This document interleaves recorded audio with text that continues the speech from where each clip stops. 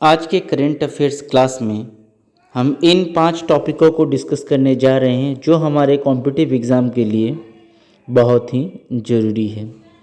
तो चलिए शुरू करते हैं। तो चलिए फ्रेंड्स शुरू करते हैं आज का हमारा क्लास। तो आज जो हम सबसे पहला टॉपिक डिस्कस करेंगे वो है बिमस्टेक। तो सबसे पहले बिमस्टेक जो है इसका पूरा नाम क्या है? तो बिमस्टेक का ये जो पूरा नाम है the Bay of Bengal initiative for multi sectoral technical and economic corporation, यानी कि ये बिमस्टेक का ये पूरा नाम है। कभी भी अगर कॉम्पिटिटिव एग्जाम में बिमस्टेक का फुल फॉर्म पूछा है तो देन यू हैव टू से दिस नेम, ठीक है। उसके बाद ये बिमस्टेक जो है एक मल्टीलेटरल ऑर्गेनाइजेशन है।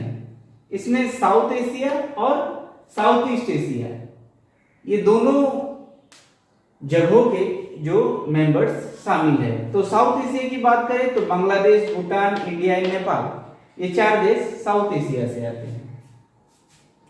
और उसके बाद जो है साउथ ईस्ट एशिया, तो साउथ ईस्ट एशिया की अगर हम बात करें तो उसमें से म्यांमार और थाईलैंड आते हैं।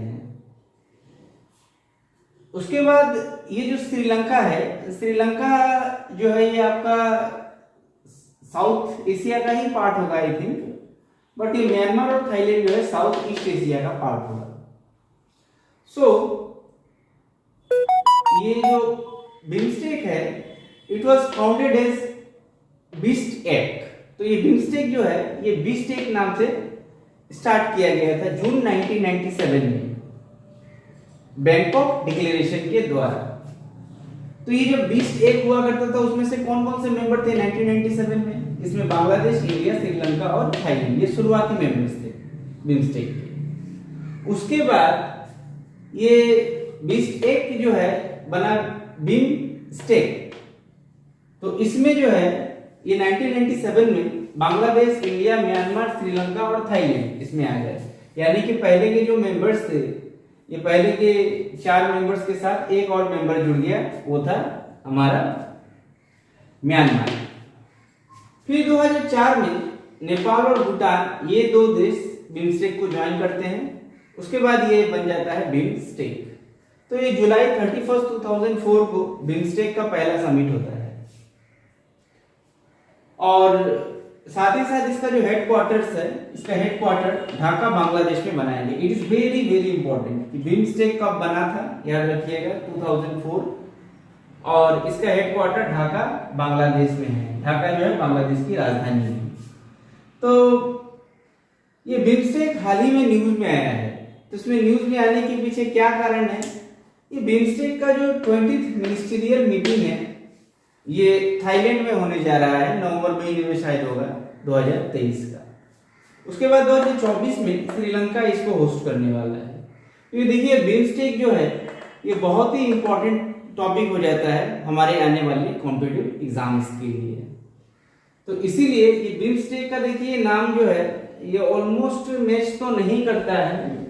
तभी भी अगर आप देखें तो बी फॉर भूटान और बी फॉर बांग्लादेश ये आप ले सकते हैं, आई फॉर इंडिया ले सकते हैं, एम से म्यांमार ले सकते हैं, एस से श्रीलंका ले सकते हैं, टी से थाईलैंड ले सकते हैं,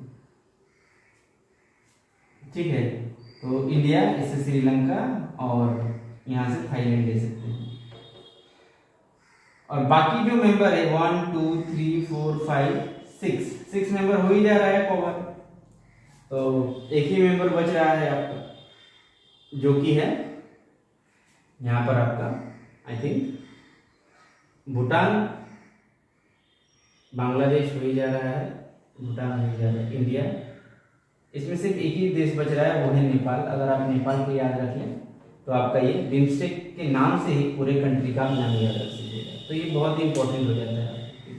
बी फॉर भूटान और बांग्लादेश याद रखिएगा, आई से इंडिया, एम से म्यांमार, एस से श्रीलंका, टी से थाईलैंड, और एक एक्स्ट्रा आपको याद रखना पड़ेगा वो है नेपाल। तो बिमस्टेक के नाम से ही आप जो 7 देश के मेंबर है ये याद रख सकते हैं यार। तो ये टेक्निक को आप अप्लाई करके आने वाले कॉम्पिटिटिव एग्जाम में आप इन सभी टॉपिक्स को कवर कर पाएंगे। तो फ्रेंड्स ये टॉपिक आने वाले कॉम्पिटिटिव एग्जाम के लिए मेरे ख्याल से 3 स्टार टॉपिक है। तो must be remember all this point.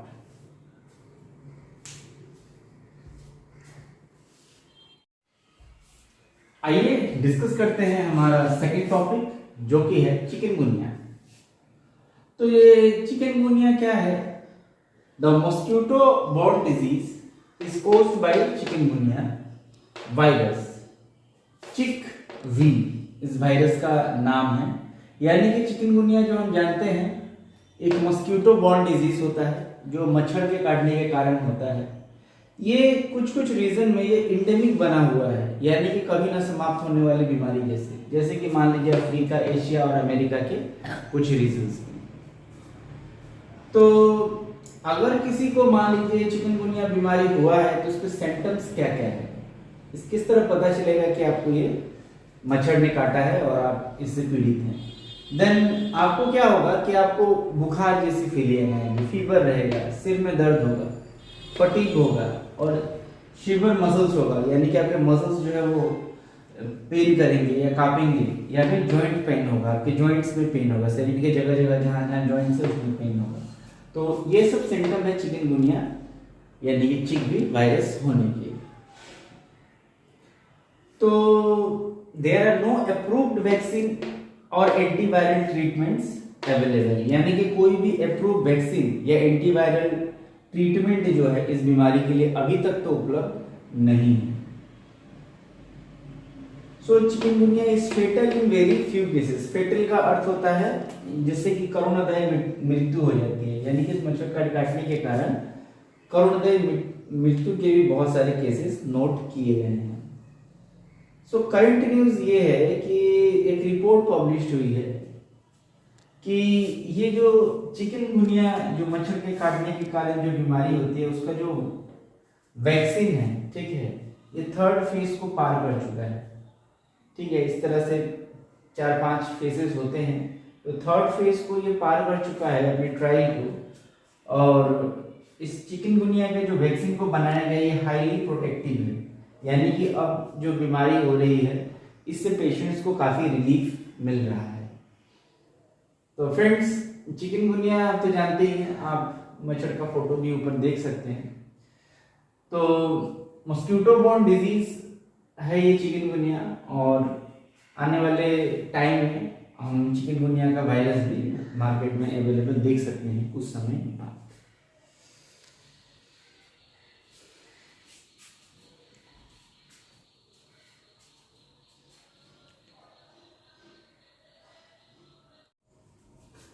तो आइए फ्रेंड्स डिस्कस करते हैं हमारा टॉपिक नंबर 3।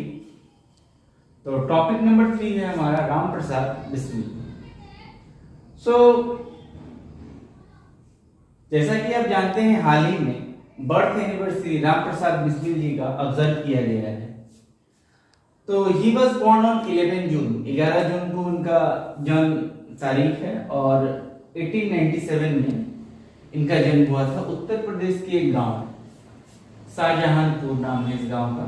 शाहजहानपुर डिस्ट्रिक्ट का नाम है, और वहाँ का मुरलीधर और मूलमती नामक में गांव में हुआ था इनका जन्म। तो he was a revolutionary freedom fighter and with A poets heart, यानी कि एक रेवोल्यूशनरी पोएट थे और ये एक फ्रीडम फाइटर भी थे। तो इनका जो दिल था, इनका जो वो कविता के प्रति समर्पित था, और इनका जो मन था वो देश के प्रति समर्पित था। तो British authorities hang him for his involvement in the Kakori train action, और ब्रिटिश अथॉरिटीज ने राम प्रसाद बिस्मिल जी को एक ट्रेन इंसिडेंट, यानी कि एक ट्रेन एक्सीडेंट हुआ था काकोरी नामक एक जगह में, उसी आरोप में इनको फांसी पे लटका दिया गया था। इनको गोरखपुर जेल में फांसी दी गई थी 1927 में, और इनका जो क्रीमेशन है यानी कि जो दाह संस्कार है वो राप्ती रिवर में किया गया था। और 1921 में जो इंडियन नेशनल कांग्रेस का सेशन हुआ था अहमदाबाद में, राम प्रसाद बिस्मिल जी ने उसको अटेंड किया था। इनकी अगर वर्क की हम बात करें तो इन्होंने एक बहुत ही फेमस कल्ट सॉन्ग, इसका नाम है मेरा रंग दे बसंती चोला, बहुत सारे फिल्म्स में आप सुन चुके होंगे इस गाने को, इन्होंने लिखा था। साथ ही साथ इन्होंने एक पॉम्पलेट यानी कि पुस्तिका ये की थी, अनुवारण किया था इन्होंने, देशवासियों के नाम, इस पुस्तक का नाम था। और इसे इन्होंने मणिपुर की प्रतिज्ञा, ठीक है, इन्होंने इसी पॉम्पलेट में कविता भी लिखी थी, मणिपुर की प्रतिज्ञा, जो 1918 में। तो ये राम प्रसाद बिस्मिल जी का बारे में बहुत सारे प्रश्न आते रहे हैं कॉम्पिटिटिव एग्जाम में, ठीक है। मेरा रंग दे बसंती चोला बहुत ही फेमस सॉन्ग है आजकल। तो इसी कारण मैंने सोचा ये राम प्रसाद बिस्मिल जी, जिनका हाल ही में जन्मदिन ऑब्जर्व किया गया है, ये टॉपिक आप लोगों को पढ़ाया जाए। तो एग्जाम पर्सपेक्टिव से आप कुछ कुछ बातें को, कुछ कुछ पॉइंट्स को आप नोट डाउन अपनी कॉपी में कर लीजिएगा।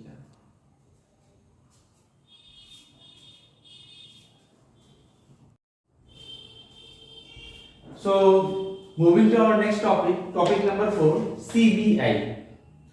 तो ये CBI का जो फुल फॉर्म है यानी कि पूरा नाम है वो है सेंट्रल ब्यूरो ऑफ इन्वेस्टिगेशन। ये CBI का पूरा नाम है।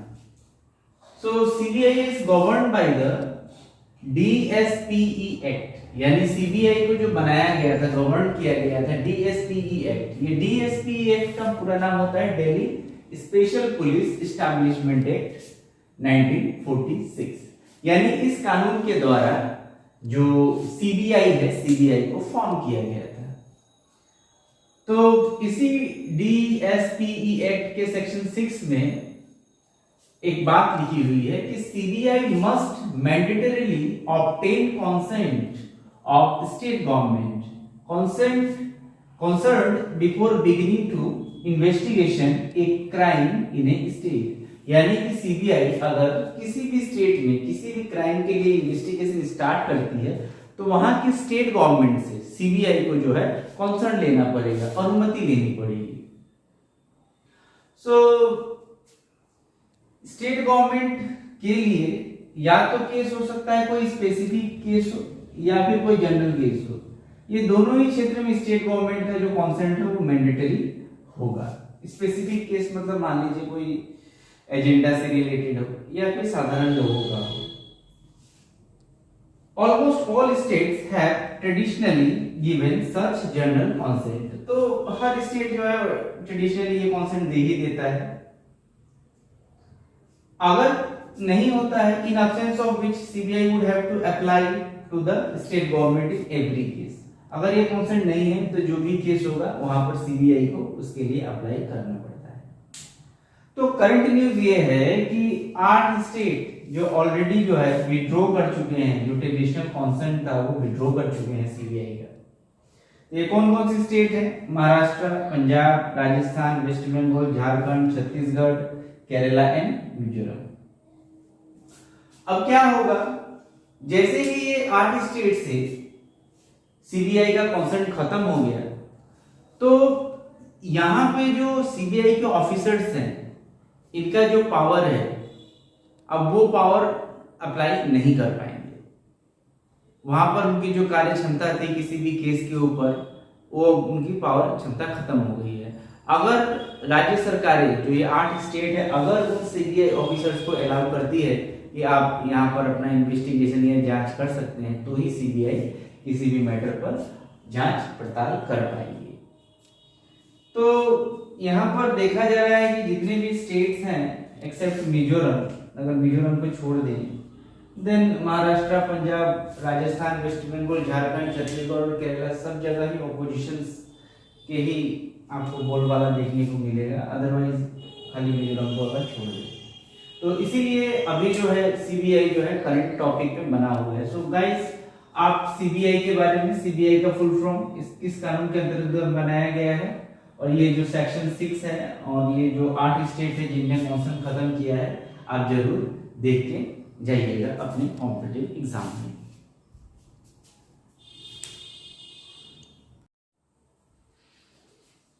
सो आइए डिस्कस करते हैं topic number 5, Assam rifles. Assam rifles के बारे में डिस्कस करने से पहले थोड़ा सा हम अपने इंडिया के सिक्योरिटी फोर्सेस के बारे में जान लेते हैं। तो देखिए मेनली जो है, मुख्यतः जो है सिक्योरिटी फोर्सेस को इंडिया में दो भागों में भाग किया हुआ है, इंडियन आर्म फोर्स और central arm police force, CAPF।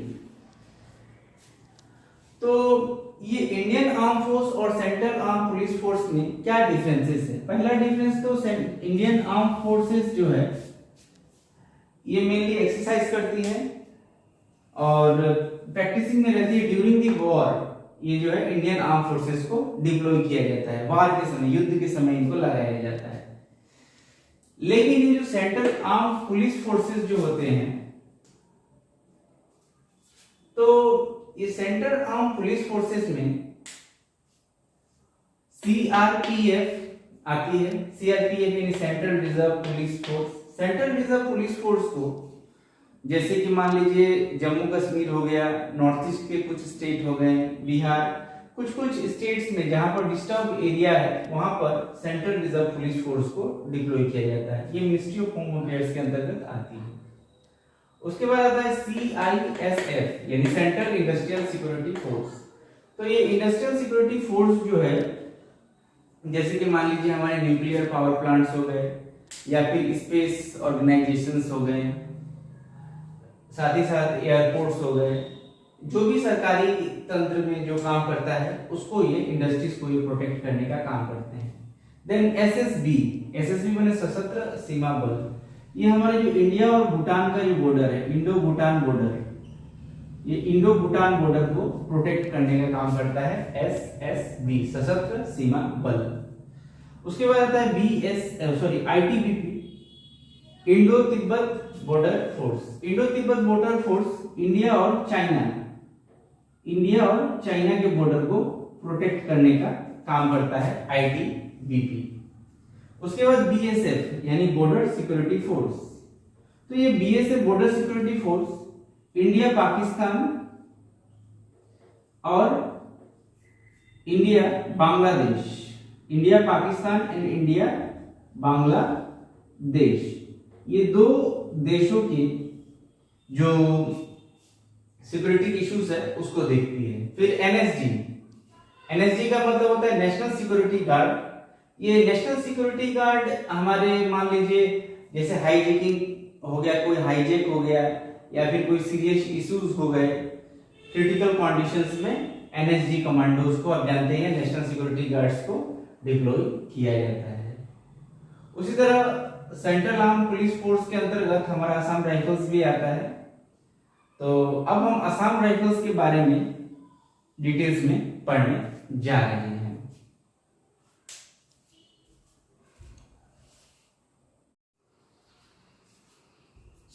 Assam rifles, तो असम राइफल्स जो है वो मेनली गार्ड करता है इंडिया म्यांमार के बॉर्डर को। 2002 से ये इंडिया म्यांमार के बॉर्डर को गार्ड करने का, प्रोटेक्ट करने का काम कर रहा है। तो असम राइफल जो है वन ऑफ द ओल्डेस्ट यानी कि सबसे oldest, all of the oldest paramilitary force है जो कि 1835 में बना था। So this force play a crucial role in north eastern India. North east India में अगर कहीं भी काउंटर इंसर्जेंसी होती है तो ये बॉर्डर सिक्योरिटी ऑपरेशंस के लिए ये बहुत ही हैंडलिंग करने के लिए Assam rifle best paramilitary force के रूप में जाना जाता है। तो असम राइफल्स जो है एक केवल ऐसा पैरामिलिट्री फोर्स है जो डुअल कंट्रोल से चलता है, यानी कि इसके दो कंट्रोल है। एडमिनिस्ट्रेटिव कंट्रोल की बात करें तो ये मिनिस्ट्री ऑफ होम अफेयर्स, यानी कि एडमिनिस्ट्रेशन जो इसका कंट्रोल होता है वो मिनिस्ट्री ऑफ होम अफेयर्स के द्वारा होता है, और ऑपरेशन कंट्रोल, ऑपरेशनल जो इसका कंट्रोल है वो मिनिस्ट्री ऑफ डिफेंस के द्वारा होता है। तो हाल ही में जो है ये असम राइफल्स क्यों न्यूज में आ गया, आप जानते ही हैं कि मणिपुर में जो है वो मीती और कुकीज जो दो एथनिक ट्राइब्स है वहां के, वहां पर दोनों की स्टेटस को लेकर क्लैश हुए थे, बहुत सारी इंसर्जेंसीज हुई थी। तो ये मीतीज जो गुट के लोग हैं वो ऐसा ये कर रहे हैं, मतलब आरोप लगा रहे हैं बोल सकते हैं कि हमारी जो असम राइफल्स की जो टीम है वो कुकीज को सपोर्ट कर रही है। उनका ऐसा मानना है, मीतीज लोगों का ऐसा मानना है। सो इंटर एथनिक क्लेश जो है उसके कारण उन्होंने क्या किया है, जो गुड्स ट्रक है यानी कि जो असम राइफल्स के लिए जो खाने का सामान यानी राशन लेके जो ट्रक्स जाते हैं नेशनल हाईवे नंबर 2 से, उसको ये मेथी लोगों ने ब्लॉक कर दिया है और असम राइफल्स का जो गुड्स है, जो सामान है, वो नहीं जा पा रहा है। तो फ्रेंड्स, इस हफ्ते का जो ये 5 इंपॉर्टेंट करंट अफेयर्स था जो मैं आपके लिए लेके आया था, ये इतना ही है। आशा करता हूँ जो करंट अफेयर्स का क्लास में आप सभी के लिए लेके आया था, आप लोगों को उससे लाभ होगा और आने वाले क्लासेस में मैं और बेहतर टॉपिक आप लोगों के लिए लाने के लिए चेष्टा करूंगा। अंत तक देखने के लिए, हमारे साथ बने रहने के लिए आप सभी का बहुत बहुत धन्यवाद। Thank you everyone for watching my video. Please like, share and subscribe my video. Thank you.